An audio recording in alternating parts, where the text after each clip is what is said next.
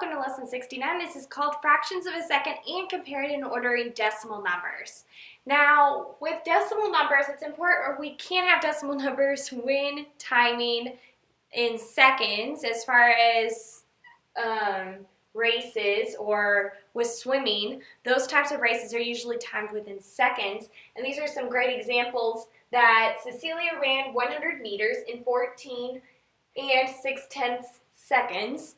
So what's important to realize is that 14.6 or 14 and 6/10, because it goes either way with whenever you're running marathons. So that's the time when it is okay, is whenever you're timing something, saying 14.6 is okay.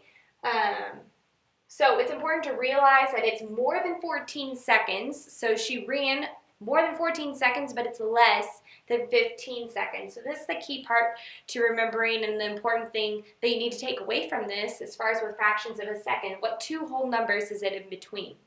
And then you also have Marlon swam 50 meters in 28.43 seconds, or 28 and 43 hundredths of a second.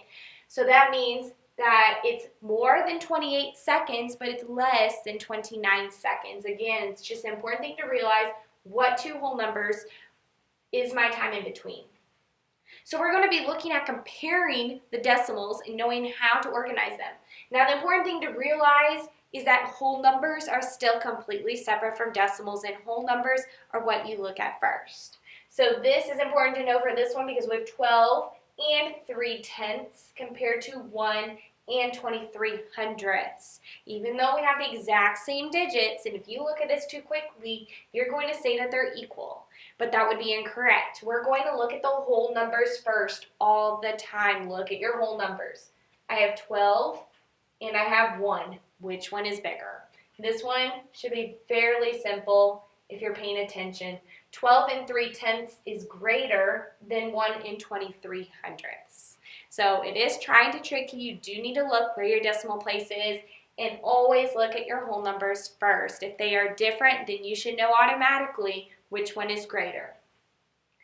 Example 2 says, arrange these numbers from least to greatest. I have 0 and 2 hundredths, 1 and 2 hundredths, 1 and 2 tenths, 1 and 12 hundredths.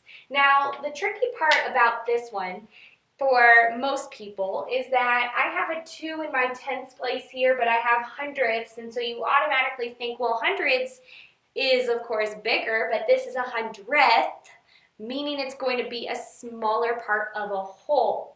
So if I'm going to start, this is a strategy, by just lining these up. If I line them up vertically, that way I will be able to see all of my decimal numbers and be able to compare them again whenever I line them up, just like whenever you're adding dollars and cents. Decimal points are all in a row.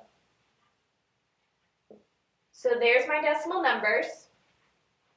And if I add a 0 onto this one, meaning they would all have a hundredths place, my value doesn't change at all. That way it's actually a lot easier to see. I have 2 hundredths, 20 hundredths, and 12 hundredths. So I automatically know that 1 and 2 hundredths goes first. So that would be my smallest. Then I would have 1, and I'm going to erase these because I'm just going to put them in order. I know that 1 and 12 hundredths is then my next smallest, and 1 and 2 tenths or 20 hundredths, it's exact same thing, is the greatest.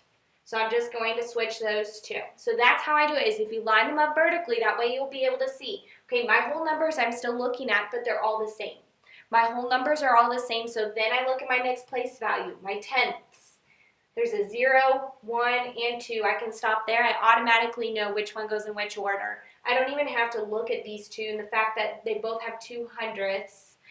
I'm going to just start with my whole numbers and then work my way to the right, and then I can start comparing. I don't have to look at the rest. So that's how I compare decimal numbers, and we'll be practicing more of that, ordering them from least to greatest or greatest to least. So as the practice set, I would like you to look at letter A, B, and C. A, you're going to figure out who ran faster, John or Juanita. Letter B, you're going to compare 3 and 21/100ths to 32 and 1/10. And letter C, you're going to order the decimal numbers in order from least to greatest. I'll be checking your work in class for participation. Thank you so much for listening.